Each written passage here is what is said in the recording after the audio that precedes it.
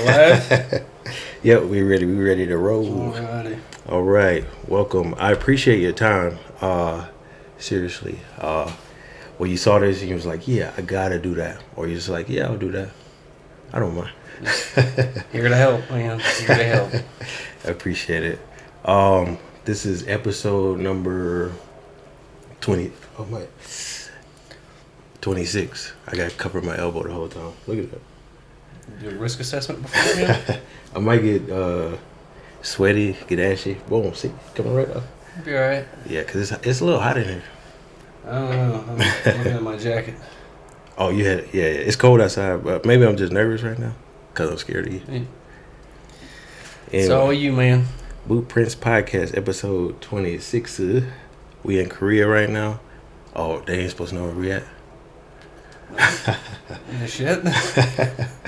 All right, welcome. What's your name for the guest? I'm Matt. Oh, Matt. Matt, where you from? From Missouri. Small farm town, Missouri. Okay, I was gonna guess. I thought it was like Illinois, but I forgot you said Missouri. I did guess Missouri. Definitely not Illinois. What's life like in Missouri growing up? Very small town. One stoplight. Boring but free. So if that makes sense. Boring but free. Yeah. So kind of chill, not too many Very distractions. Chill. Yeah, very chill. So growing up, we didn't have a lot of the worries or things that I think most kids in bigger towns or cities have to worry about today, or even then. Growing up in big population areas, everybody knew everybody. Yeah. All the kids got along with each other, so.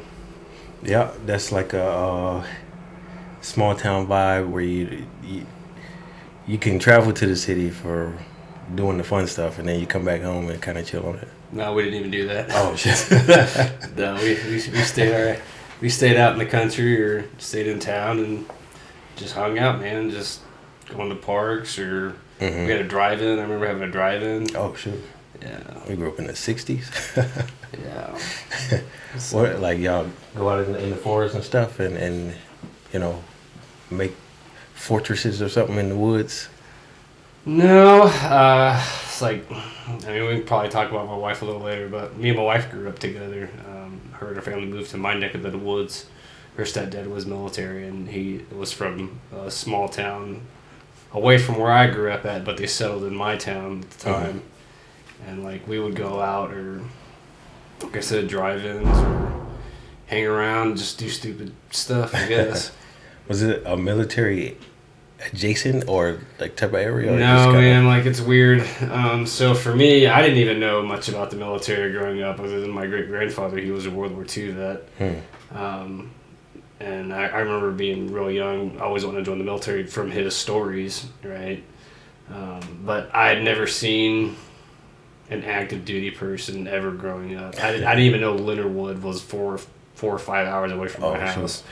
Yeah. So if you saw somebody in uniform, you probably be like, "Oh, it's an army man." Yeah, I'd have been like a soldier. I would have not known left or right or up or down from that point. Okay, that's pretty cool because like a lot of people, I say probably about 70 to 80% of military grew up in a military town or had parents that served at least a little bit. Yeah, I know. It wasn't really a generational thing from when I grew up. Like I said, my great-grandfather, he was the only one that I knew that was a veteran. And after I joined and everything, I found out other members had joined that I didn't know was a part of it. But I didn't really have a lot of military influence. I just knew that's what I was going to do at a very young age. Okay, so we'll get to that point a little bit later on. But growing up, kind of, I know you got some siblings. How many siblings you got? I got an older brother and a younger sister. Okay, I thought you had more. I thought you had like 2 brothers or something. No. Okay, yeah, kind of grew up in a little good situation. Yeah, it was all right growing up. I was a middle child, so okay. All the stereotypes you hear about middle child. So you was the middle child, like you did all the stuff that the middle child. Yeah, I caught hell for everybody, basically. Yeah. Okay. Yeah, I grew up with 3 siblings in the house. Let me say in the house, but yeah, I'm the baby of those 3, and yeah, a lot of stuff kind of. So you got a cush life. Oh no, they. The reason I have intelligence is because how, like, they knew stuff that I don't know, and they call me stupid for not knowing. But I'm like, yo, I'm only 4, Yeah. so I got to learn stuff that they know, and they was pretty smart too. Just imagine being the youngest as a sister. Yeah, My sister would tell you her life was hell with us. I doubt it. No, we gave her a lot of hell growing up. But Okay. She was A-okay growing up. But then when the oldest is the sister, it's Yeah, I would have not enjoyed that one at all. My sister is the oldest, Yeah. older brother, and then me. Gotcha. Oh, you played sports? Or Yeah, I anything? grew up, or I played a little bit of You got some basketball. a little football bit of shoulders. football, yeah. Okay. Well, in high school you played Yeah, a little bit, yeah. just a little bit. You want to Yeah, start? I wasn't playing all 4 years. I think the last I played was my sophomore year. I was tight end and safety. Okay. But it wasn't. My heart wasn't in it. You know, Yeah. I knew I was joining the military. I had a year left, and I was going to Okay. ship. So I was like, Oh, so even if you got a scholarship or something, he's like, no, I'm still. so ironically enough, I had a scholarship to George Mason University, and where I went. Oh, sure. That's. You got your mind made up from an early age. You Yeah. can't. So you went right after high school? Yeah, so I graduated in May, and I was set to ship July or August, and I had torn 2 tendons in my left wrist, so I had to get surgery on that, and it pushed my ship date to October, as long as I could prove to the doctor I had 100% capability in my wrist again. Okay. So I went back to MEPS, got cleared, and shipped out that October. Okay. That's on your medical records? Oh yeah. Okay. Because Oh, I was going to say, you just tell them it happened during your time, man. Oh yeah. What did you do, like, during your free time growing up? Like, like high school, like teenage years, Yeah. after playing in the forest and all of that stuff? For me, a whole lot of nothing. A lot of 4-wheeling, dirt biking, That ain't no hunting, nothing. fishing, hiking. That's Just a whole lot of something. just the mundane stuff that most country kids grew up doing, I guess. Okay. Did you work? Did I work? Yeah. So I worked a little bit. I think I started working at 16. I mean, I didn't work for pay before then. We grew up on a small farm, small farm, and did stuff to help out my grandfather and all that stuff. But I didn't start working for pay till I was like 16, 17, something like that. I think 16. Would you work at Sonic? They had a Dairy Queen. Okay. They had a Dairy Queen. I worked there. I worked at a Walmart. Okay. Where else? I think that was it. Dairy Queen and Walmart. That's not Yeah. bad. Who hadn't worked at Walmart? Yeah. But I worked at Walmart, and I started off at Whataburger. I've never ate there. You missing out. No. I mean, So I've been told. maybe you missing out. The burgers, they okay, but it depends on who make it and if they put a little season on there. But it's okay. I'm from Texas. Somewhere right there. Yeah. But I'll give you a little love on Texas. I'll give you a yeah, I little. appreciate that because Texas is They are right. okay. They are right. Yeah. Okay. So joining the army, since we already usually we crawl and then we get there, boom. But we started off there. What really made you join? So man, I was a weird kid, right? So I don't know. I remember growing up, being in school when 9/11 had happened, right? And one thing that always stuck with me was seeing the footage of the bodies of people jumping out the windows and smacking the ground. And I remember it sounded like a shotgun going off. And then like it was just propaganda galore on Middle Eastern people right after 9/11, especially from our hometown churches and things like that. But it hit me like I'm going to the military. That's all there is to it. You know, I wanted to deploy and get into it. The only reason why I wanted to go was to serve my country. that was the point of it. I did lie. I did have one influence in my life in the military. He was a family friend. He did 11 years in the Marine Corps as an infantryman. Okay. And he grew up with my uncle. They were best friends growing up. Mm-hmm. And got to talking to him. I think I reconnected with him when I was like 14 or 15, and it really gave me motivation to join. Mm-hmm. But after talking to him, and he had deployed to Fallujah 4 different times and did all that craziness, I knew well beforehand what I was going to be getting myself into, and I was all for it. Oh, that wasn't a turn off. You were like, yeah. I was like, yeah, I was all for it. Okay, because a lot of people like, they like, oh, I don't want to go to war or something. I don't want to do it. Yeah, for a lot of people, I think they weigh the risk. You know, the obviously is mortality rate, especially back then during the early Iraq Afghanistan time frame. But for me, it wasn't about that. It was just strictly service to the country. That's all I cared about. Okay, and do you still feel that, like after joining and like right now? So, yes and no. So I joined the Army to be a combat engineer. I became a combat engineer, got hurt and had to reclass to needs of the Army. And I got put behind a desk for the rest of my tenure in the Army. The ambition to go and serve directly rather than as a support element, right? That's what changed for me. So I mean, I'm still more than happy to go on a flip of a switch. You know, if I've got to go, it's time to go. I have no complaints there at all, right? I will do what I can to help out the soldiers, you know, in the fight and make sure that they're well taken care of. Yeah.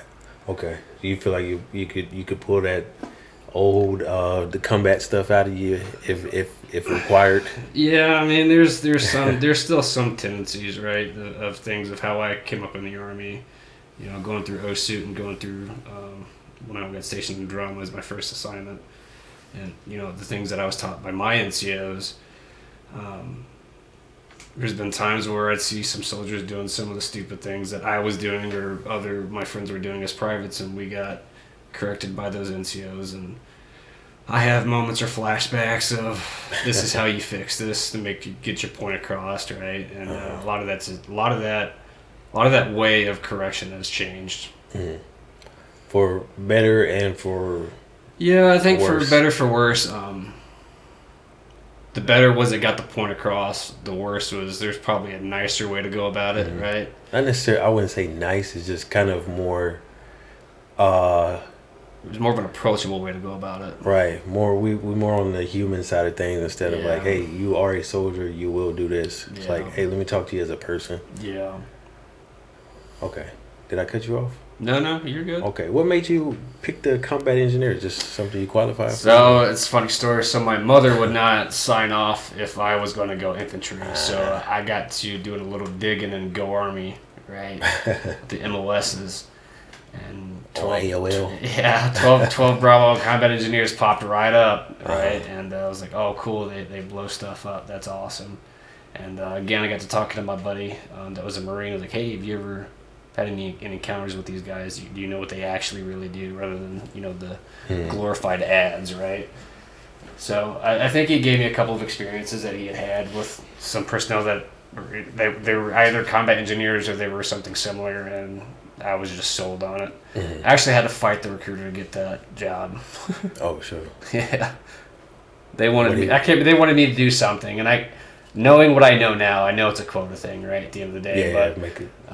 That MOS was not available at that time, and I remember telling the recruiter, "Okay, cool. Well, you've got 2 months to make that MOS available, or I'll go to the Marine Corps. They can pick my job for me. I'll just look better in uniform doing it."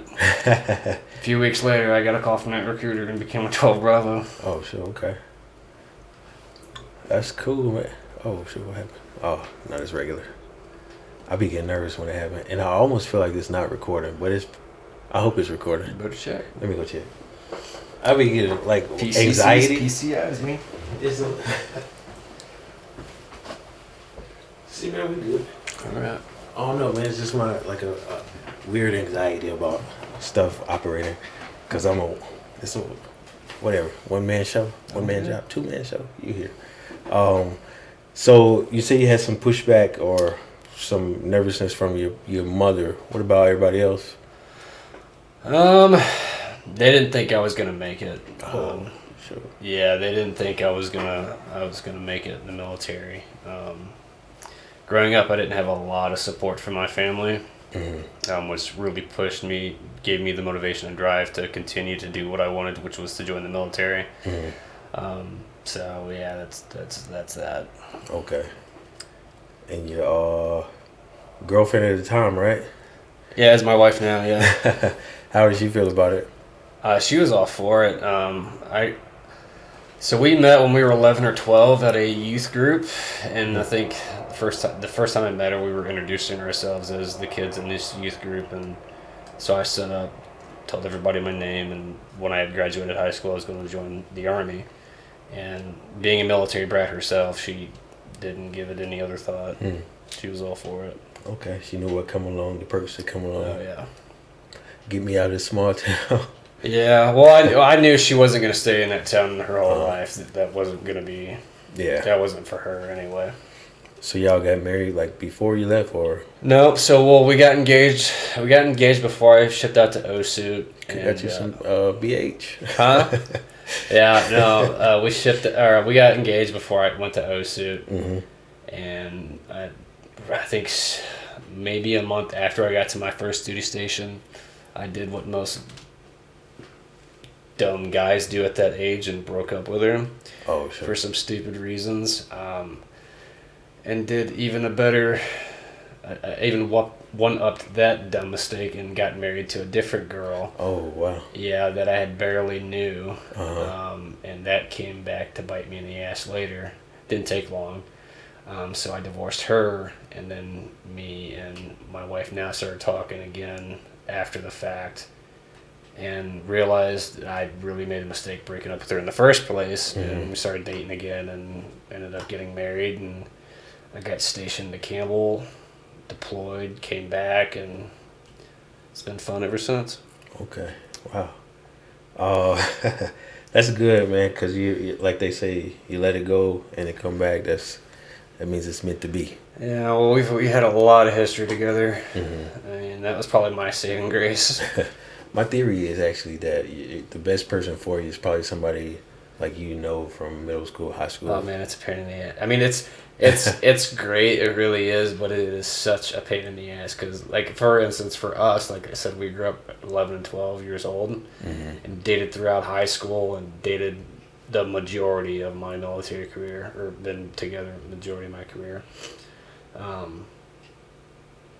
There's no surprises. Like it's like a lot of people say the funnest times are like the first few months or years of a relationship and things like that. Well, with us, our history is our history, right? We don't have separate history for the most part. You know what I mean? So, what I mean by it's a pain in the ass is you don't ever have to second guess or think about, what is she like or what should I do, or you already know. Yeah. Right? You already know. Yeah. So, when you left for basic OSUT, it's like right down the road, right? Yeah, so I did OSUT in Leonard Wood. Okay. It's just, what, y'all rode in a van or something? What's up? Yeah, they took you in a van? I know you didn't fly. No, my recruiter drove me to the St. Louis airport, right? And then we got on a bus, and then from the airport in St. Louis, we went to Leonard Wood. Oh, to reception. Okay, on a bus. Yeah. I remember leaving base. I went to Fort Leonard Wood too, and we flew. So I think, when you got there? 2011, October. No, I think I got there July, August. Yeah, I was just leaving in October, so we. I left in February of 12. Okay. Oh. I did basic and AIT at Leonard Wood. Do I know some engineers? You might. What's crazy? You got Facebook? Mm-hmm. We might have mutual friends. Maybe if you added some of those folks from there. Okay. It's a very, very slight chance that we got some mutual friends. Cause after basic training and then the engineer. What engineer? No, never mind. I'm wrong. Cause that chemical, not Okay. because the engineers like you stay with the engineers the whole Yeah, time. well, engineers are a different breed in themselves, right? So Like the I didn't know the Novembers or the other MOSs. I knew the 12 Bravos that I knew, right? Because, yeah. Okay, yeah, I'm wrong. I apologize. Yeah, I had some. Anyway, that's irrelevant. You're good. Was it fun? Yeah, it's probably the funnest times in my career. Basic. Well, oh, for OSUT, you mean? Yeah. Oh, hell no. It was, I mean, it was, it's not, it wasn't as crazy as what movies and stuff made it out to be, things like that, right? I mean, it was great. I enjoy being out in the woods and doing that stuff, camping and hiking and stuff. You just got to do it by their rules, right? Yeah, So that's yeah. kind of, that was my mentality, like, okay, cool.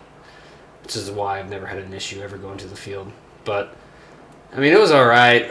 My first impression when I got there, the bay that we slept in, my platoon, I think it was me and 2 or 3 other guys that were the only white males in the whole platoon. So that was a culture shock for me. Which a lot of my good friends today, they come from that population. Really good people, really good friends. Other than that, other than the culture shock at first, I think it was all right. So you knew about grits. I know people didn't know what grits was. Grits, the Yeah. food. Yeah, Yeah, it's funny. People didn't know what is grits. really. I can't tell you what it is, but I know what it is. I know You know how what to Rocky eat it. Mountain oysters are? Rocky Mountain oysters. That's like a testicle. Yeah. Yeah. Okay. Yeah. Yeah. What cow balls? Hogs. Hog balls? Yeah. Yeah, I ain't eating that one.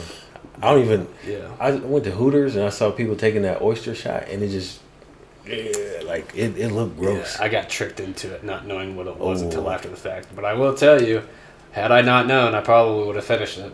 It was decent. However they cooked it, it was good. The balls, Yeah. Rocky balls, and you ate that in basic. Oh, No, this was a family function. okay. A lot of people came to your graduation since it's right down the street. Yeah. Family showed up. Wife showed up with her family. Okay. Wait. Well, fiance at the time. Yeah. Okay. Yeah. All right. And then what? Did you take like leave or something? Y'all had like 30 No, days? so, well, no, yeah, we had a week or 2 off for Christmas, I think, if I remember right. So yeah, I went home for a few days, and it was just a bus ticket, right? Only 4 or 5 hours down the road, That's not bad. which I caught hell from my drill sergeants for that, but it was awesome. For catching the bus? Yeah, because I lived literally right down the street, or my home of record was literally right down the street. Everybody else had to fly. Oh, it must have been jealous. I had a couple of Islander friends, from Saipan or Oh, sure. Samoa, so they had to fly, right? So, but yeah, no, that was good. That was great. I'd much rather had just stayed in OSUT just to finish earlier. Yeah. But Well, it would have been freezing at that time. You probably It got was- there. I mean- snowing right after you got there or something. yeah, it was. It's been a while back. There was a lot of ice during that year. I think there was a lot of ice and snow that year. I remember people. I was still texting one of my friends that stayed there, and she was like, "Yeah, we got snow like a couple weeks after we had left." Yeah, it doesn't have nothing against drum though. Oh, Drum is a whole different type of winter. that's your first assignment. Yeah. How was that? So we graduated, day of graduation, got on the bus, went to the airport, flew to Syracuse, First flight? first flight. Flew to Syracuse, landed in Syracuse, and they had a staff duty van pick us up. Mm-hmm. It was driving us to Fort Drum. Never forget. I think there was 8 or 12 of us that went to OSUT together and got stationed in the same unit together. Which is weird thinking back now, because all of us that got in the van, we all got stationed, we all were assigned to the same unit together. Mm-hmm. But got in the van, left the airport, headed to Drum, and it was just a full blizzard Like, that was day one. Yeah, it was good stuff. And they still work regular. Oh yeah, like I don't think we had a day off the whole time I was there. I mean, we were in the field, we were rucking, running, PTing. It didn't matter. We were getting after it. Oh no! I think you the first person I talked to that been stationed at drum out of all 205. Yeah, I mean, this might have I could changed be wrong. since then. I'd highly doubt it because Sergeant Major Turinas, I don't think he's the post Sergeant Major there anymore, but he was my Sergeant Major at Knox, and if and knowing who he is and how he trains and gets after things, yeah, it's probably a lot like what I was used to when I first got there. Uh-huh. A solid NCS. You got your mountain tab? Nope. Nope. Wait, do you mean the mountain tab or the mountain tab? In either case, no. No. Yeah, I heard about that, and I was like, "What? How has that even come about?" I'm thinking the Arctic tab, but yeah, no, not the Arctic tab or the mountain tab. No. Okay. No, we were too busy gearing up for Afghanistan and field exercises than to go do extracurricular activities. How long was you there before you deployed? So I didn't deploy out of drum. Okay. I got hurt 2 years into drum, Oh, sure. and we were a month away from flying out to Kandahar or to Afghanistan. Their AO was Kandahar, but And you got hurt. got hurt, and my platoon sergeant told me that I had the option of medically separating or really? medically reclassing. And I was like, well, I am not separating. So I ended up having to reclass, which really sucked because Oh, okay. the guys deployed. I wasn't able to go and lost a couple of friends over there, but yeah. Okay. So you was on rear D like what, 9-10 months? Yeah, it wasn't that long. I was there for a few months while they were figuring out the packet and everything. Like I was still a private, brand new to the Army, basically still. Oh, that early? You was like special. You would have been a specialist or something at the time, huh? I think it was E3. I think it was getting looked at for 4. I can't remember. Okay. And the friends that you lost, they like same rank or? Yeah, I mean we all went to OSUT together. Oh wow. Some of those same guys that got on the bus Yeah. with you end up not coming back on the flight. Yeah. Oh wow. That's deep. And y'all, that I'm sure in that 2 years, those are people like you kind of did stuff with. Yeah, I out mean with? we had a little bit of fun times and stuff. Going to Ontario Bay and stuff like that. But, Was it Ontario Bay? I know What's it's that? Canada, but well, no, we wasn't in Canada. It was, man, you got me thinking back years ago. I can't remember. My buddy, my best friend. He's the one that, which is weird because he's younger than me. But he was from Buffalo, New York, so that explains a lot for him. But he was our driver for everywhere. I can't remember where that was that we went to. I'll Google it. Yeah, Okay. it was summertime. It was good. It was good times. How is it out there in the summer though? It was good. I mean, Pretty warm. yeah, I'd say pretty warm. I mean, well, upstate New York, if it's like 60, 50, 60 That's warm. degrees, you're out in shorts and tank tops anyways. What? Did you ever get to go to Canada? No. I was young, dumb, and didn't care. Just didn't care. Didn't have a car, none of that stuff. It's like me. My first assignment. I'm in Seoul. Seoul Tower. I see it every day. Never went. Yeah. Yep. Okay. What other stuff like? Nothing special about like outside the post. I heard it's pretty lame. And drum? Yeah. No. So again, that was my early private times, early career. So I didn't have a car Just and do looking a to whole lot party. of not. Yeah. I mean, most of our partying was in the barracks. Okay. How was the barracks? Oh, That's a good question. our barracks was brand new, and by the time I left, it was well Run used. down. It only take 2-3 people to live in there, and it's trash. Yeah. Government property, military grade barracks. Yeah. So you reclassed. Did you have any choice on what you go to? Needs of the Army. And then they picked 42 Alpha. 42 Alpha. Yeah. Did you go like kicking and screaming, or you just like, I gotta continue? I was at that point. I didn't want to medically separate, and that's what they gave me. So that's what I ran with. Okay.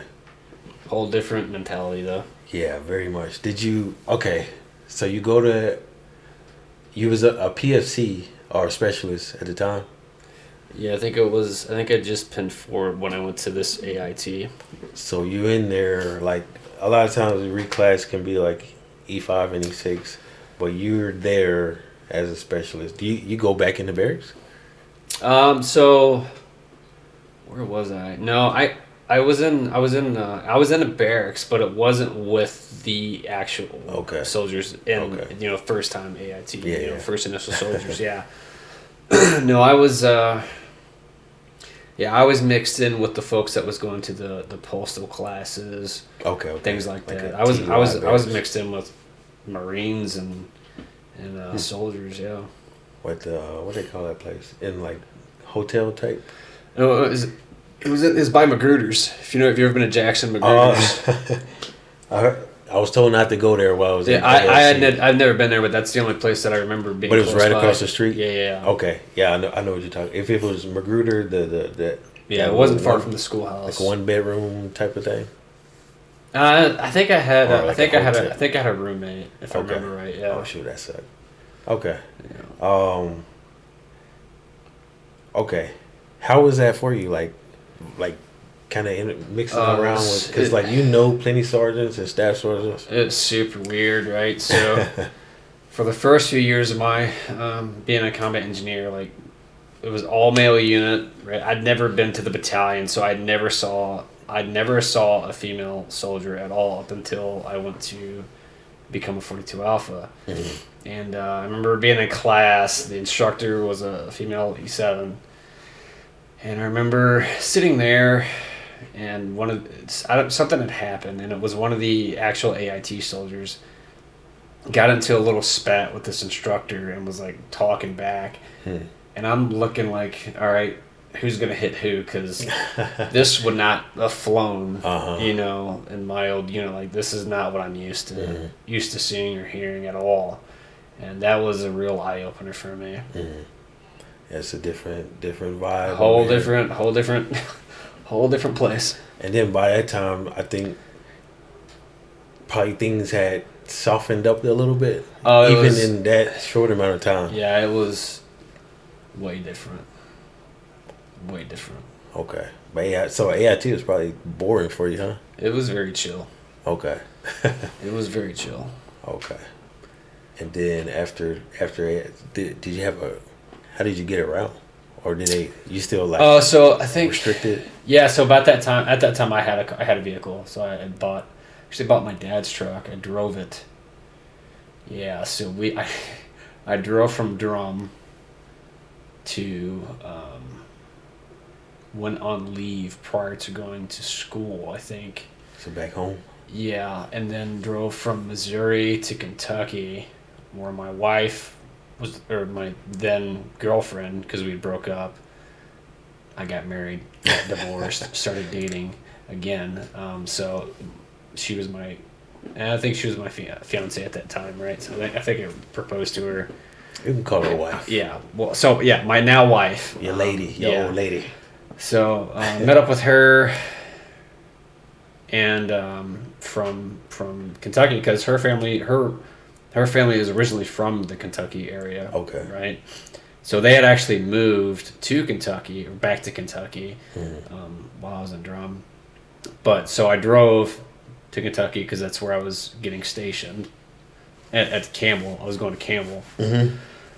So met up with her on leave around the Knox area and took leave, and then I drove from there to Jackson. Okay. So I had a vehicle there, yeah. Okay. That's pretty cool because you got a little freedom on your way to go get essentially locked down again, but then you are less locked down when you get to where you're going. So you just had to drive, you had to drive to class and just be there on time? Or? Yeah. I probably would struggle with that. I was all right with that. The drive there was awesome too. The scenery of that drive was awesome. Okay. Nah. You would have drove through the blue. What they call it? Blue something. I don't know. I just remember driving through the Smokies. Yeah, Smoky. Yeah. Blue something ridge. Oh yeah. I'm talking about Bluegrass. I don't know. Whatever. Well, Bluegrass is Kentucky. Yeah. Okay, so you got to go see all of that stuff. Yeah. Okay. Anyway, basic AIT or OSUT. Mm-hmm. Did you have any say in where you was going after? No. Or they just like, hey, No. go another one. Well, is that true? I can't remember. I mean, you're asking me stuff from over a decade ago. A lot of I people can't do remember. I know I had no say on what MLS I had to reclass to. I can't remember if I was able to decide where. I don't think so, because I don't think I would have chose Campbell. I would have chose somewhere else. But I mean, Campbell was great. No regrets. Yeah, so I don't remember if I chose Campbell or if the Army chose it. I think the Army chose it for me. Mm-hmm. And then it happened to be in line with where your lady was at. Yeah, so between Knox and Campbell is about 2 hours, Mm-hmm. 2 hour drive. Yep. I was there. When was you there? I was in Knox from 20. No, Campbell. Or yeah, Campbell. I was in Campbell from 15.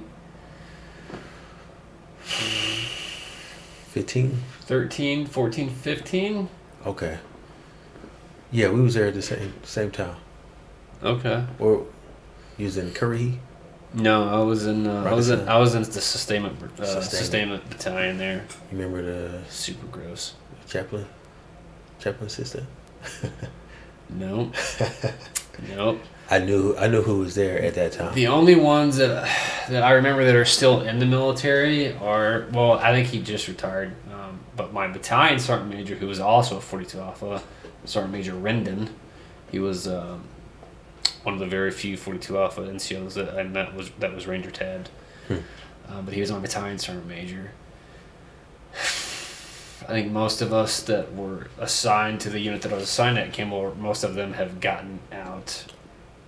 That's how I feel. AIT, I don't know. I think just like one for sure that's active duty. I can't think of nobody else. Yeah, I think there are 3 people I know from my original, from OSUT and from my first duty station that are still in. Mm-hmm. Wow, it'd be like that. Yeah. Well, everybody be going, like they say, what, like 1% stick around? Yeah, I wasn't planning on sticking around this long. So Fort Campbell was pretty cool. You was married there, right? Yeah, so we ended up getting married while I was at Campbell. Okay. Yeah, that was awesome. I really enjoyed Campbell, especially the location. Where you stayed at? I stayed in Clarksville. Okay. I'm a little familiar. Can you get close? So, I mean, Clarksville. So you got Campbell, but then you have Clarksville, and then you have, was it Hopkinsville, Kentucky? Yeah. No. Oak Grove. Oh, shit. Oak Grove and then Hopkinsville. I think that was gate 7 went out to Oak Grove where the Walmart is. Yeah, I didn't live far off post. But what I really enjoyed about Campbell was the ability to go back road driving. Back road? Where? Yeah. On post? Off post. I've lived off post my entire career until What is the back road at? Huh? What kind of back road? Yeah, it's gonna take you long to hit back roads in Oh, Tennessee. okay. I see what you're saying. Yeah. To get to other locations. To just hit one lane roads or Amish communities, things like that, right? And they have signs out there like watch out for The buggies and stuff. Yeah. Yeah. Dude, the scenery was awesome for me. I love Tennessee countryside. Huh. Oh, you're a true countryman. I wouldn't go that far, but I definitely enjoy the scenery in the country. More so than buildings and lights. Yeah, bricks and Yeah. steel. They get old after a while. Smell some fresh country air. A lot less noise. Yeah, I was there at the same time. I was in the CASH, Combat Support Hospital, whatever they call it now. Okay. Field hospital.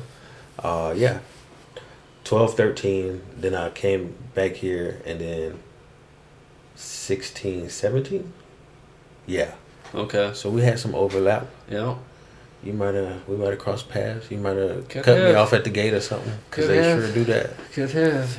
Okay. Did y'all travel much during the time there? So, no. So, I got there. like I said, I think in 2013, sometime in 2013, late 2013, I think, and deployed early 2014. Came back. It was a 9-month. Came back that November 2014, and then was already on orders to go to Hawaii. Oh, sure. So you barely spent time. Yeah, yeah. How'd your wife like it? What? Campbell.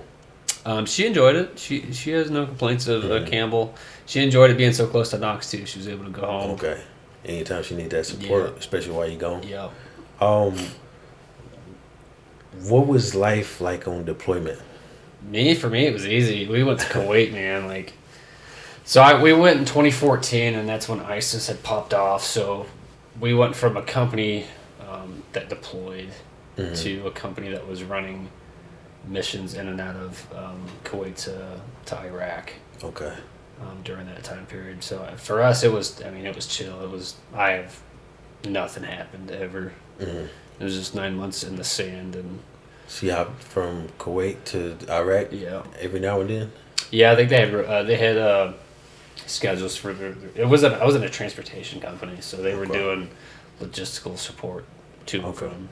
What kind of stuff keep the time going with which I So I don't know what they did. I know I got You- involved as yeah, far you as personally. mailroom stuff. So I just went with them to go drop off mail and stuff to the soldiers. But like free time to keep your mind. Gym. Okay. Jim, hanging out with the few E4s that I was with. Are you still E4 at the time? Yeah. Okay. Yeah, I didn't pin E5 till the day that I pinned 5 en route to Hawaii. That was what you said, 2016. 2015? Okay. 15. Okay. What's crazy? We about on the same track, but I didn't. They gave me corporal. Well, I earned corporal, Yeah. and that was 2017. I had never seen a corporal till I got to Hawaii. Yeah, I was working pretty hard, so I was getting ready to deploy. So they like, hey, my chaplain was like, can we make him a corporal? Yeah. I think nobody had a problem with it.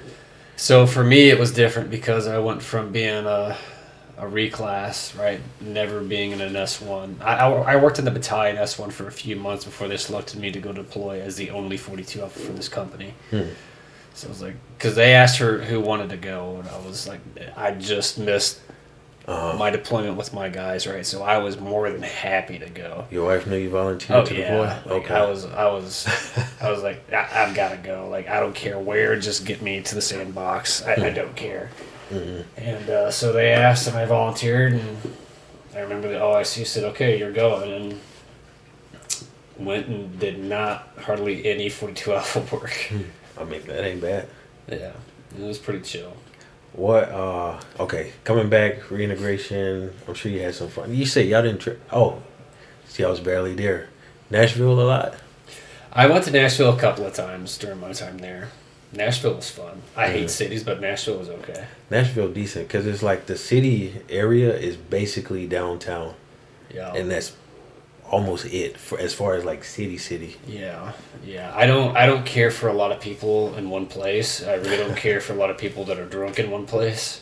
But we went to Nashville a couple of times. It was okay. Okay. No craziness. What like amusement park? What do you like to do? Me? Yeah, for fun. Just what I grew up doing: hiking, fishing, hunting, camping. Did you ever go to the Gatlinburg, Tennessee? Yep. We went there. We did a week worth in a log cabin in Gatlinburg before I came to Korea. Okay. Didn't you go there when you went on leave too? No, I free think me we for talked Christmas block leave. Yeah. Yeah, no. Just Okay. went home and I thought we talked about going chilled there. with the kids and So stuff. you might go there. Maybe that's somebody else. I don't know. No, I've been there a couple times. It's Okay. pretty cool. Yeah. Hawaii. Did you pick Hawaii? Yeah, I picked Okay, Hawaii. Yeah. Finally got to pick. I re-enlisted for Hawaii. My wife wanted to go to Hawaii. Of course. Yep. So, Hawaii bound. How was that? Super gross. Oh no. You you told me a lot about the work stuff was rough, but like off time, what it's like out there? So people's experiences are going to be different, but my experience was not great. So, I boots on ground day one. I pinned E5 en route. Nice. Had barely worked as a 42 altogether.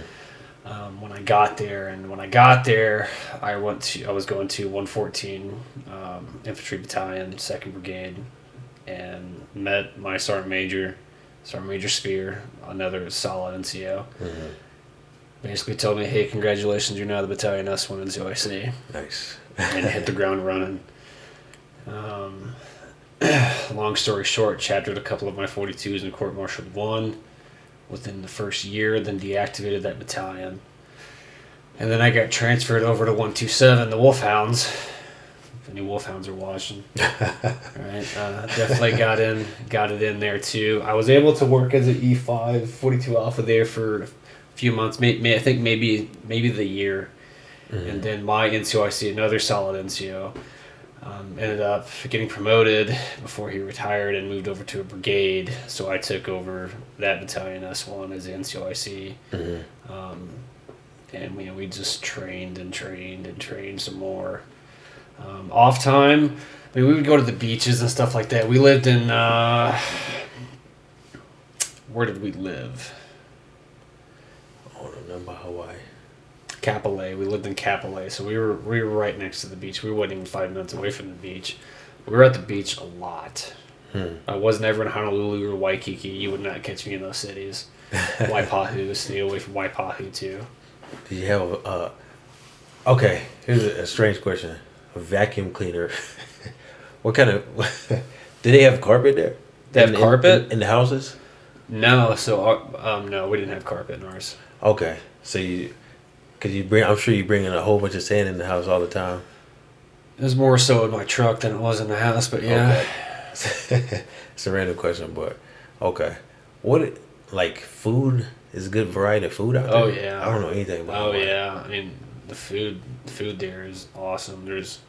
You got a mix of cultures in Hawaii, mm-hmm. right? So there's options for food is limitless. Okay. Poke and ahi, those are my favorites. Okay, I noticed a lot of Asian come over there too and stay. I know a lot of Koreans out there. Yeah, there's Filipinos, Japanese, Koreans. Just a mix. So you get all their food too. Yeah. And I'm sure a lot of barbecue and fish. Yeah. My next door neighbor, so he was a Vietnam submariner in the Navy. He was a Vietnam vet. His wife was Japanese. He's from Wisconsin. Mm-hmm. And his wife was born and raised in Japan. They had met while he was in the service. She was a nurse or something for the Navy. That's when they met. She would cook food all the time. Yeah, I just pull up over there. Oh, yeah.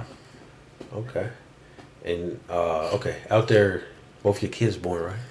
Nope, we didn't have kids till I got to Knox. Oh, shit. Okay. So y'all could have been just living the dream. Well, I was in the field a lot. But she had some good friends out there? Oh, yeah. She made a ton of friends and had a really good time. I think it's important for the spouses to make friends. Somebody call me. Who is this? Let me see what this is. Last call, April 22nd. Telemarketer. I'm gonna ignore it. I hope this ain't important. We'll see. But I'm ignoring it for now. April 22nd. That was a long time ago. I think this is Miss Trudy. Probably asking about hearing loss. Let me see. Hold on. I can't remember what I was saying. About family, the wives having friends. Yeah. So she made a lot of good friends out there. She worked. She worked for a temp agency out there, which was one of the downfalls of going out there with a spouse. They have to go through temp agencies most of the time to find jobs. Yeah, and they just bounce job to job to job. Off base? Yeah, she worked in Honolulu. Okay. Yeah. How far is that? From where we were, I can't remember. I knew it was rough getting to and from because traffic in Hawaii is insane. Oh, yeah.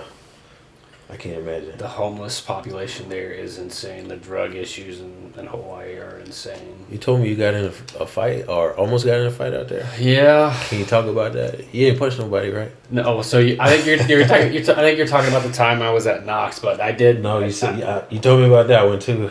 With your kids in the car. So yeah, that happened in Knox. I can't remember.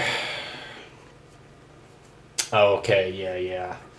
So the one time I decided I was going to go with the wife to go out to eat in Waikiki, we went to a restaurant. And again, like I am not for being in a crowded place with a lot of people or a lot of drunk people at one place at one time. And I say that, and the times that I do, it's always just bad looking out. So, long story short, we were out eating, and we were next to the wall that separated the restaurant from the outside, right where the sidewalk is. And it's got like an open. It's not even a window. It's just an opening, right? Mm-hmm. You can jump over the wall. You're on the sidewalk. Oh, sure. And vice versa, right? So we're sitting there eating, and some guy, there's a group behind us at a table eating. Some guy got on top of the bench and climbed his way from the bench that we shared, and then like stepped over my wife to get on the outside to the sidewalk. She's close to the wall. I'm next to the aisle. And I'm not saying a word. I'm just sitting there like, hopefully he just goes away. And, because I knew I was watching him. He didn't touch her. He didn't hit her or anything like that. Mm-hmm. My wife's mother was there with the date as well. And her date was in the Navy. And we're sitting there. And so my wife's mom, her date said something to this guy like, say excuse me or whatever it was. Yeah. And the guy was obviously just pissed drunk, and he like leaned into him, which he sat across from my wife, and they were arguing or something, and I'm just sitting there just getting madder and madder and madder. Like I'm just getting mad at this point. And then to the point where my wife's mom's date wasn't about throwing hands. He was just more about running his mouth. They both were just arguing back and forth. I'm not for that. I'm gonna, if I've got to hit you, it's for good reason, and that's where it's gonna go to, right? So I'm like on the verge of just getting me and my wife and getting out of there before this gets too crazy. And long story short, that no hands were flown that night. So that was the only experience that I had. Okay, but it could have got there. It could have gotten there. Yeah, luckily the group he was with, I think one of them had a newborn child, and her husband or boyfriend or whoever he was de-escalated him. Yeah, okay. Which it took him a hot minute to even get involved, which is why I was getting madder and madder and madder. Yeah. Okay. For sure. I know. Hawaiians, they pretty bad. I ain't gonna mess with nobody out there, but I had a lot of good friends in Hawaii. So what would that? Let me see. You feel like maybe that was your most social group out there, the biggest. So how you say that? Yeah, right? I'm not a social person. Okay. By any measure. Okay. I mean, this social right here. And this is a social you're gonna get me. Okay. Yeah, I remember Germany. Germany is probably the most where we had company coming over every day. Every day they was always in our house.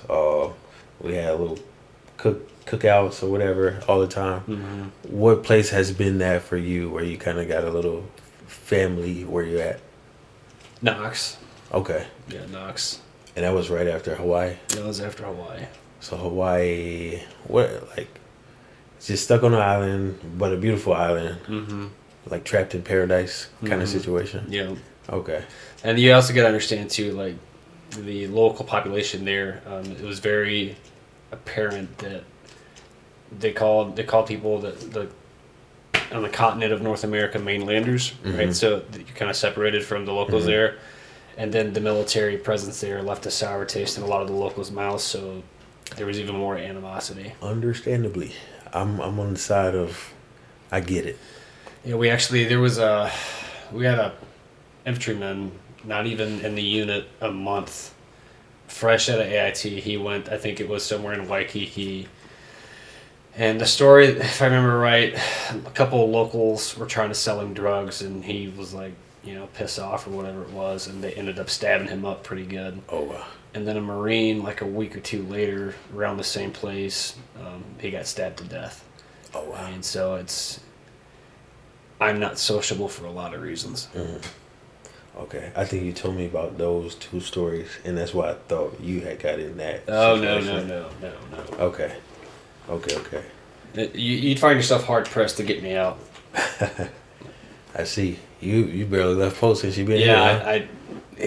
the almost the year that I've been here, I think I've been off post on my own without like business 2 or 3 times, and if I go, it's out the gate, walk around for a little bit, back in gate. So total off post, you probably spent about 10 hours. Not even 10 hours. That's crazy. What have you done in the meantime? Like you finished college or No, something? so first for the majority of my time here, I was just catching up on work or Working, building yeah. building the program that I built here. That was very time consuming. We know why. Huh? Yeah, we know why. Shout out to her. I just saw her the other day. Actually, she was injured. Anyway, No comment. okay. All right. I don't think nobody would see this and know what's going on, but that's pretty funny. Yeah. Okay. Okay. Fort Knox, right? Yep. Y'all chose to go back there. Yeah. So You had a my choice. wife wanted to go to Knox. I wanted to go to Shape. I wanted to go to Belgium. Belgium. Yeah. Oh, that was the option. I wanted to go to Belgium. Yeah. That was an option? That was an option for me. Was it I can go here? Or Yeah, it was it's possible. It I was can one of go my here? reenlistment options. What? So I had Italy, I had Knox, a couple of other places, and wife's family's from Knox, and she wanted to go to Knox after Hawaii. So I was like, cool, I'm gonna go to Knox, and so she wanted to go to Hawaii, remember, and the unit that I was at was fantastic. The people that I worked with was fantastic. It was just that was not the place for me as far as region goes. And I know a lot of people that go to Hawaii that love it and stay forever. That it was just not for me. But no, I chose Knox, and probably my favorite duty station thus far. Okay. So it wasn't a slap yourself moment where like, oh, No. we could have been in Belgium, we could have been traveling Europe. Yeah, I think the majority of the reason why I wanted to go to Belgium was to travel for the first time, right? Because again, I don't like to get out, I don't like to be social, but I would have definitely toured Europe. And I think over there, people kind of like, even if they out drunk, they still kind of like mind your own business type of vibe. I'd have been more interested in a lot of the World War II historical sites than anything. Okay. And then the ancient stuff is pretty cool Yeah. too. So this time in Knox, you, wife, kids. Yep, so we had our daughter, we got to Knox in 2018, we had our daughter in 2019. So Okay. we were, man, my daughter will be 6, so we would have been our mid-20s when we had our first child, Okay. which was great, again, because one of those things, we grew up together, so we knew if we were going to have kids, we were going to make sure we were very, very stable. Established. Yeah. Before. So you already knew like the how each other gonna respond Yeah. to having kids and everything. Yeah, financially and everything else. My only, we were only gonna have our daughter and be done. Like that's what I wanted. My thought process is it's not a matter of how many kids I want. It's how many kids I can support that have the same opportunities. Okay. Right? So Makes sense. if I can give my daughter, or if I can give my first child 4 years of college for free, can I do the same for a 2nd? No, then I don't need a second child. For free? Can you do it for the second one now? Yeah, For free? yeah. Like with the Like for tuition, right? Room and board, you better get a job and figure it out. that's like community college, or you got to go to University of Knox, University of Fort Knox. Nah, they get accepted in Harvard, maybe scholarship. They on the path. Okay. Y'all do any what's like? Okay, CYS out here is really good. Yeah, I've heard that. Is it? I can't speak for other bases because I don't think we got involved. Did it a little bit in Germany, but maybe it's just like overseas is better. But are y'all doing any of that stuff? No, so we live off post at Knox too. So we have a house outside of Knox. So my daughter will start school this year, and she's going to public school outside of post. And we'll probably put her in private school, later middle school, early high school. Okay. But what if she like, okay, showing potential in like some track and field or Oh man, she's. I mean, softball, something kids like are. that? You get kids, don't you? Yeah. Yeah. So like, so my daughter was born during the height of, or during the beginning of COVID, right? So we didn't go out and do anything for the longest time. And so what did we do? We sat at home, watched a lot of movies, read a lot of books and stuff like that. But my daughter showed an interest in ocean wildlife very, very young. And I still blame Nemo. Right. So the first trip that we did with her, we went to an aquarium, and she freaked the hell out. And that was her first big outing, her first big social time. And this is a funny story. So we got to the gift shop, right? And she was just picking stuffed animals up left and right. And she would have been a year, 2 years maybe this time. And I told her, I was like, however many you can hold, that's what you can have, right? So I had like a $400, $500 friggin' tab at the end of that. Oh, she put the arms way out. It was awesome. So I had parents give me a look like, like you spoil your kids, like dude, piss off. Ain't that the goal? I mean, like not spoiled, but like yeah, I definitely was treat not you to spoiled something. as a kid at all. My parents just didn't have those resources. Growing up, and Yeah. it is what it is. With my kids, man, I'm gonna do anything and everything that I can, but I know there's a difference between, spoiling your kid and spoiling your kid. Yeah, it's if different. that makes sense. Yeah. Like treat them to the stuff the luxuries that they want, but then you teach them values and discipline and stuff like that. Yeah. That was my daughter's first big outing, and I made it a memorable moment for her. That's pretty cool. You got pictures, right? Oh yeah. Well, Okay. my wife's a weirdo when it comes to pictures. I hate pictures. Well, my wife is all about it. What do you like? Huh? Name something you like. I just told you. Hiking, hunting, fishing, camping. And the kids and the Kids, family. the family, yeah. Okay. So you plan on going back to Knox, doing some cool stuff again. Yep.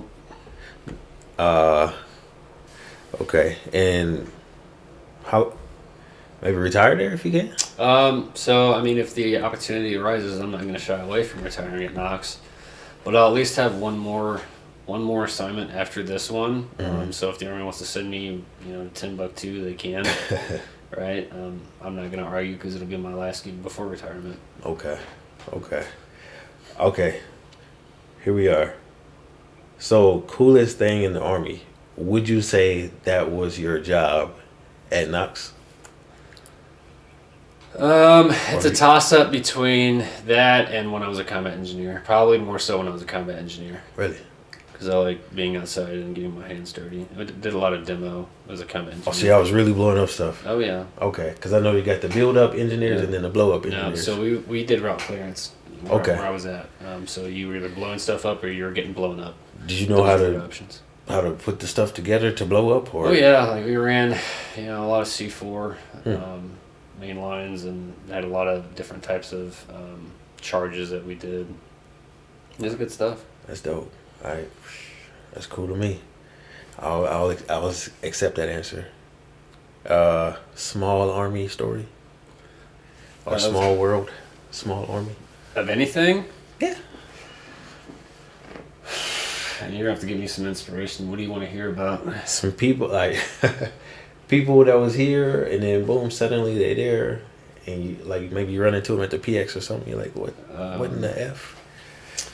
I've experienced that so many times. I mean, I've experienced that a few times. I've experienced that with a couple of drill sergeants. So the first time I ran into a drill sergeant outside of OSUT, I had got to drum, went on holiday block leave that first year, came back with my family, went to Six Flags in St. Louis, and I ran into one of my old drill sergeants. He was there with his son. That was interesting. At Six Flags. At Six Flags. The funniest one, so he was he shaved head throughout the entirety of OSUT, and I ran into him at Knox. He was a cadet ROTC instructor, but we were inside the building. He had his PC off, head full of hair, But I was like, I was just looking at him from the back or side view. I was like, that dude looks familiar. So I'm waiting on him to turn around and show his name tape, and there it was. I was like, holy hell. Huh. Yeah, that was interesting. Then I met my squad leader at Knox as well. I met him when I was a 6, and he was a 7. He pinned 7. Now, first time meeting him, I was a private, and he was an E6. So that was a trip. Okay. That's some good stuff. It'd be like that because, like, I'm surprised you haven't ran into nobody out here. Yeah, no one out here. Engineers don't do Korea. Maybe I don't think not. so. I don't know. It might. Okay, we talked about hobbies. Hunt, duck, dive, dip. Yeah. What you have? Yeah. So hunting, fishing, hiking, camping, a lot of that stuff. I do plan on going back to college when I go to Knox. I got my associate's degree when I was at Knox. I'll go for my bachelor's when I get back. Okay. Um, In hunting science? Hunting science? Yeah, I'll be doing hunting when I get back too. No, that's your degree. Bachelor's hunting? Man, no. So, I mean, we're only limited to so many programs, and it's all online for the most part. So Yeah. whatever. At this point, it's not even a matter of what I want. It's more of what's the fastest way to get a bachelor's degree at this point. And then just going shooting at the ranges. Whoa. Okay. What's your favorite MRE? God, none. You don't like MRE? Yeah, I had so many MREs, it's not even funny. Or you like them so much that you can't even pick? I hate every single one of those MREs. I've ate so many MREs, man. I don't care. Oh, so they just throw you in like whatever. Yeah, I'm just gonna eat. Yeah. Okay. Let's see. You go home much? Like home? So back to Missouri. Mm-hmm. So I'll go every deer season if I'm around. So Okay. I'll go down for a couple of weeks. Okay. I think I've been there. I think I've been home 5, 6, 7 times maybe. Total, I've been there maybe a couple of months in total since I've been in. It's actually sad, but that's the case. Like Yeah. you go 4 or 5 days at a time, and that's it. It's changed dramatically since I've grown up. Like we didn't have a lot growing up, but now it's a cesspool of just drugs and Oh, I thought you were gonna say craziness. I thought you were gonna say it built up. No. It's becoming more and more of a ghost town. Oh wow. Yeah, it's horrible. Buy some property out there. Hell no. Build up something. I don't know. Anyway, what cars have you had since you've been in? So the first vehicle I had was I bought my dad's GMC Sonoma, the full-wheel drive, and then I drove it from Drum all the way down to Kentucky, which is a long drive. It was like over 20-something hours, so spent a lot of money in gas. So I ended up getting rid of it, and had bought a Mini Cooper. And the moment that I drove it off the lot, I was ready to take it back because I hated it.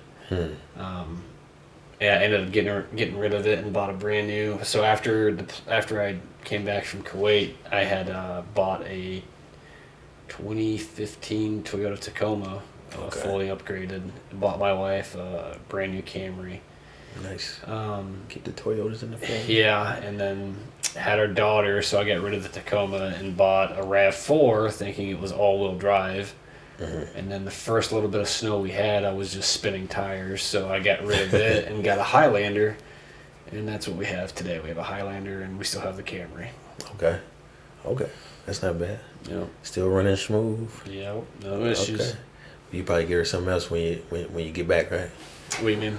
You get her another car when you're going back, I'm not planning on it. but you will though. I'm really not planning on it. I think this I'm time- really good of not having a $400, $600 car payment. Yeah, but you're gonna pay half of that, so you'll be at $200 payment. No. Okay. No, I'd rather save to put my daughter in private school at this point. Okay, I tried to get her a new car, but it didn't work out.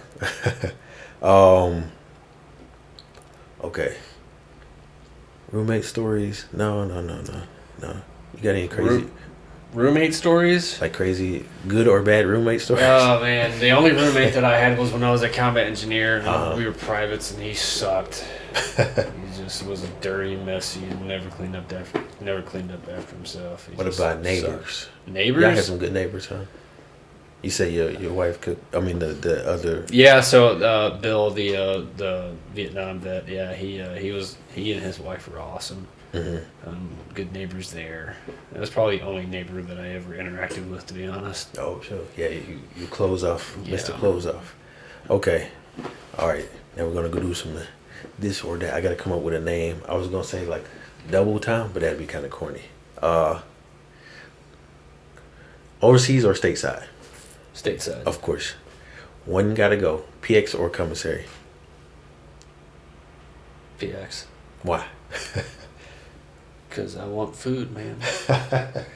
In the States, you got food. You got options. Huh? You got options. The meat in the commissary is a lot cheaper than out on the economy. Fair enough. You prefer living on post or off post? Off post. Off post? Off post. Okay. Why is that? I get tired of looking at y'all every day. Fair enough. Fair enough. Running or wrecking? Running.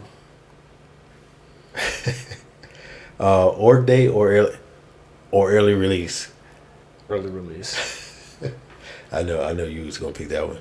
Drill sergeant or recruiting? Drill sergeant. Really?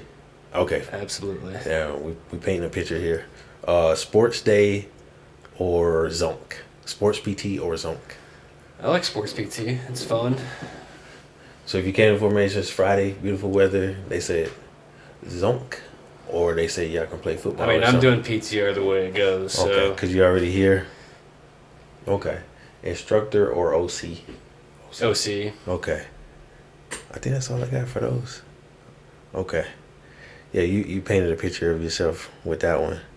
I got some movies. I gotta find the name of them. Are you a big movie watcher? Yeah, I watch my fair share of movies. Yeah. Military movies? Yeah, I watched a few.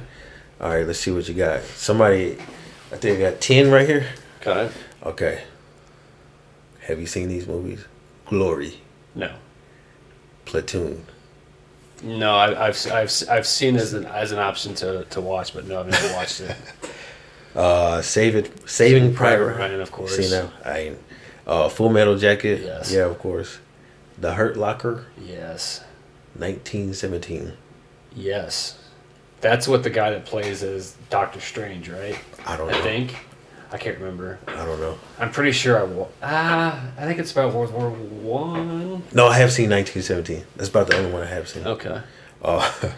American Sniper. Yes. Dunkirk. No.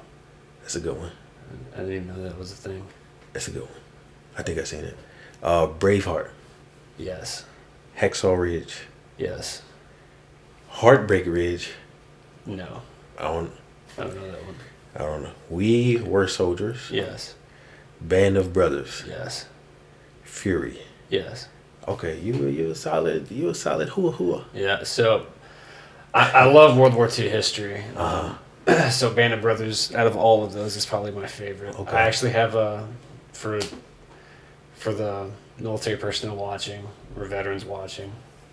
They might have ran into Vladimir Arts at the PX. He has like a lot of prints that he sells of military scenery. Mm-hmm.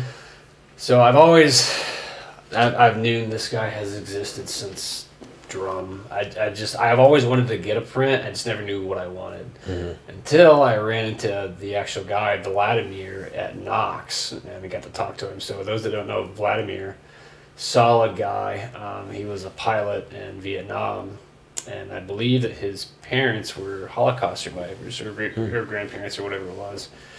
And anyway, he had a print of Easy Company on the airfield prior to flying in on D-Day, right? Mm-hmm. Well, at the bottom of the print was live signatures from folks that was in Easy Company, some of the pilots that flew. And I was like, that's the one. So, yeah, I got that. Oh, that wow. print.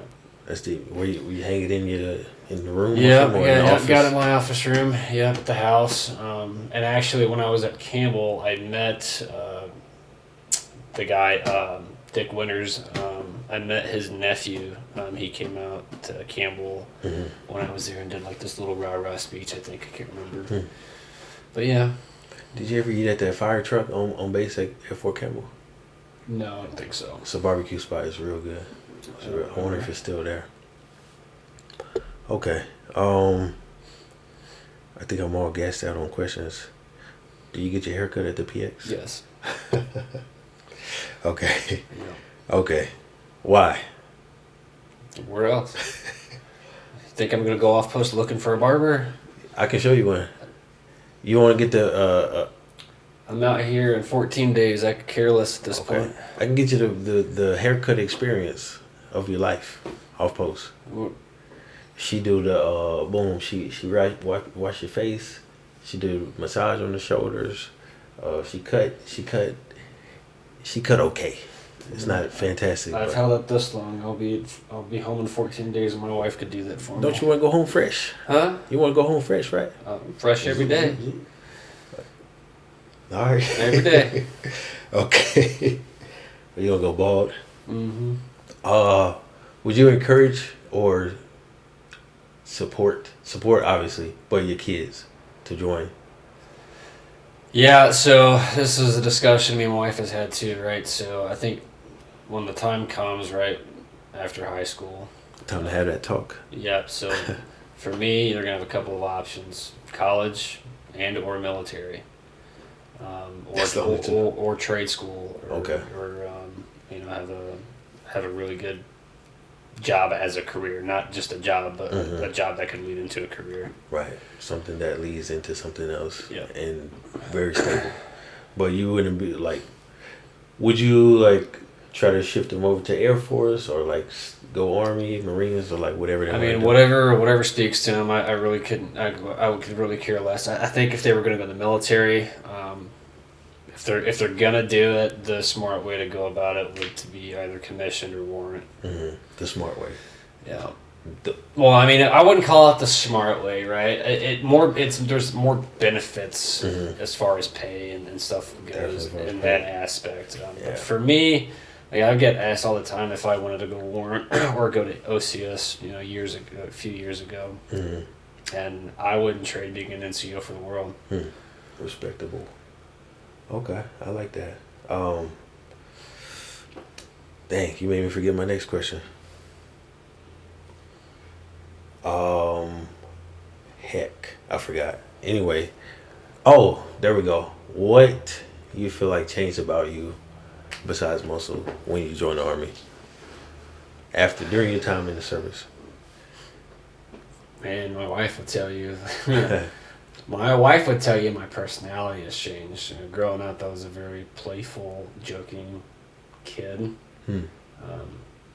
Getting in the military, losing friends my age at a young age, has made me a much more serious person with a lot less patience. And patience is a hard thing for me. I mean, I have patience, but I really don't have patience for stupidity anymore. So yeah, I think in that aspect, my personality has mostly changed since I've joined the Army. Does your children bring you back to Oh man, like old school? yeah. So I mean, when it comes to my kids, like I'm always playing around with them or doing stuff with them, and I'm not a serious like disciplined, freaking crazy parent like that. Now, Yeah. Now, when I've got to discipline my kids, I'm gonna discipline my kids, right? But they know the difference between I'm in trouble or Dad just being an asshole. If that makes sense. No, I got it. Okay. And then, like, maybe some advice for somebody that's getting ready to join.